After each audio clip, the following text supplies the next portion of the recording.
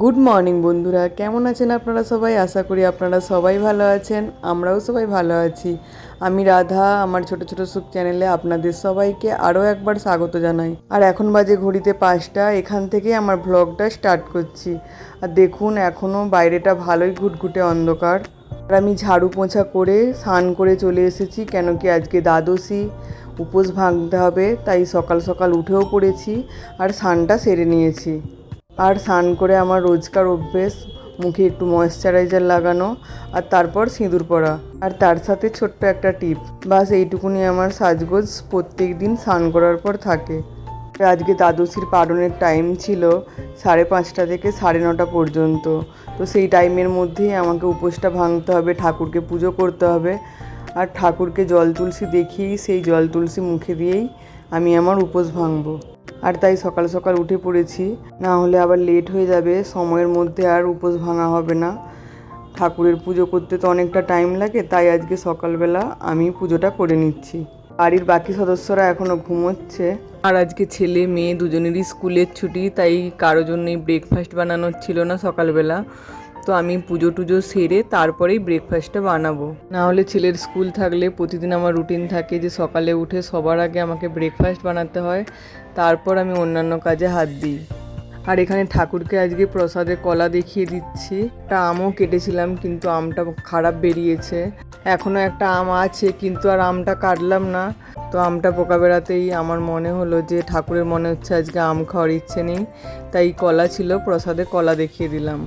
আর আজকে সকাল সকাল উঠেছি বলে ঝাড়ু পোঁছা সব কিছুই হয়ে গেছে। এবার ঠাকুরের ধূপ দিয়ে বাস ব্রেকফাস্ট বানাবো আর রান্না করব। তো বাড়ির এমনিতেই পুরো আজকে গুছানো আছে, সেই রকম বেশি কিছু কাজ নেই আজকে। তো কাল থেকে তো উপোস করে আছি, তো বেশি কাজ আজকের জন্য কোনো কিছু ফেলে রাখিনি। কোনো কিছু কাজ না থাকলেও রান্নাটা তো আমাকে করতেই হবে, সেটা তো আমার দায়িত্ব। নাহলে আমার হাজব্যান্ড এইসব দিনগুলোতে বলে যে হোটেল থেকে খাবার মাগিয়ে নেবো, তোমাকে রান্না করতে হবে না। কিন্তু সেই তো ছেলে মেয়ে থাকবে, ওদের জন্য তো করতেই হবে।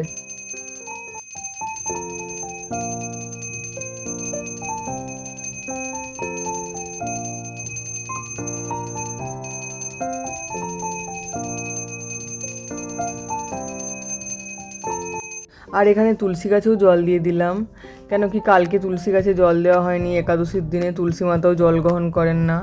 তো আমার পুজো সম্পন্ন হয়ে গেছে, এবার ঠাকুরের কাছে নমস্কার করে নিচ্ছি। তো পুজো করার পরে 10-15 মিনিট ঠাকুরের কাছে প্রসাদটা রেখেছিলাম, এবার তুলে নিচ্ছি। তো ঠাকুরকে প্রসাদ তোলার আগে 3বার তালি মেরে তারপর প্রসাদটা তুলতে হয়। আর এই লাল পুটলিটাতে জগন্নাথ দেবের মহাপ্রসাদ ছিল, তো সেটাই আমাদেরকে একজন দিয়েছিল। তো ছোটোবেলায় একাদশী ভাঙার দিনে প্রতিদিনই মামা মুখে মহাপ্রসাদ দিয়ে দিত, তারপর ঠাকুরের জল তুলসী আর প্রসাদ খেতাম। তো সেইভাবেই আমি ঠাকুরের প্রসাদটা খেয়ে নিলাম। তো জল তুলসী আর মহাপ্রসাদ খাওয়ার পর তো ছেলেমেয়েরা সবাই উঠে পড়েছে, ওদেরকেও প্রসাদ দিয়ে দিয়েছি। আর ছেলে বলেছিল আজকে একটু ময়দার পরোটা বানাও, তাই এখানে একটু ময়দার পরোটা বানিয়ে নিয়েছি, তার সাথে একটু ঝাল ঝাল করে তরকারি বানিয়ে নিয়েছি। তো চলুন, আমার পরোটা করা হয়ে গেছে। আর আমি পরোটা খাবো না, পরোটা খাওয়ার মন করছে না, কাল থেকে উপোস করে আছি। তো আমি একটু মুড়ি খাবো তরকারি দিয়ে মেখে। তো এখন সবাইকে খেতে দিয়ে দেবো। তো ছেলের প্লেটটা রেডি করছি, খেয়ে পড়তে বসবে। তো ছেলেকে দিয়ে, হাজব্যান্ডকে দিয়ে, তারপর মেয়েকেও খাইয়ে দেবো। আর মেয়ে একটুও তরকারির ঝাল খেতে পারে না, একটু ঝাল খেলেই বারবার জল খাবে। এদিকে মুখে বলছে তরকারিটা খুব ভালো হয়েছে, পরোটাটা খুব ভালো হয়েছে, কিন্তু খাওয়ার সময় একটুও ঝাল খেতে পারে না। এদিকে চিপস টিপস হলে তার ঝালটা বেশ ভালোই খেয়ে নেয়। তো চলুন, আমিও আমার মুড়ি ঢেলে নিয়েছি, তার সাথে একটু শসা আর লেবুও নিয়ে নিয়েছি। তো মুড়িটা মেখে চলুন এবার খেয়ে নিই। বেশ ঝাল ঝাল করে তরকারিটা বানিয়েছিলাম, তো বেশ ভালো লাগছে খেতে। তো মুড়িটা খাওয়ার পর ওয়াশিং মেশিনে কটা জামা কাপড় ছিল, সেইগুলোকে মিলে দিলাম। বলুন তো, বসে থাকলেই বসে থাকা হবে, যত ঝটপট কাজগুলো সেরে নিয়ে তারপর বসে থাকবো, তখন আর কোনো ব্যাপার নয়। না হলে কোনো কাজ ফেলে রেখে যদি বসে থাকি, তো ঠিক সেটা পড়েই রয়ে যাবে, আর যে কোনো কাজ করতে লেট হয়ে যাবে। তাই আমি সব কাজ ফটাফট করে নিই। তো সব কিছু কাজ করার পরে আমার রান্নাটাও কমপ্লিট করে নিয়েছি। রান্নাটা আজকে আর আপনাদের সাথে শেয়ার করলাম না। তো আজকে করেছি পটল আলুর তরকারি, যেহেতু দ্বাদশী তাই নিরামিষ রান্না করেছি। পটল আলুর তরকারি আর বাঁধাকপির তরকারি। আর মেয়ের জন্য একটু এখনও ডাল বসাবো। আর ডালটা বসিয়ে তারপরে কিচেনটা সাফ করে নেব। চলুন এবার দোকানের ডাব্বায় খাবারগুলো তুলে দিই।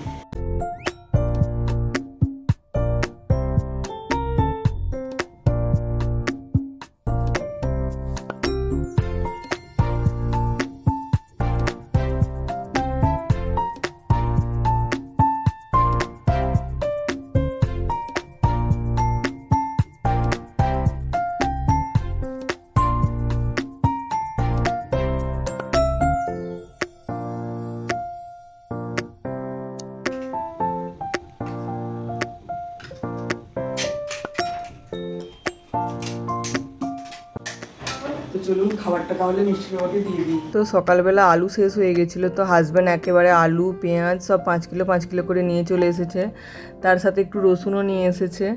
তো সেইগুলো এখন গুছিয়ে নিচ্ছি, না হলে কি হবে যদি ফেলে রাখি পড়েই রয়ে যাবে, পরে তুলবো এই ভেবে।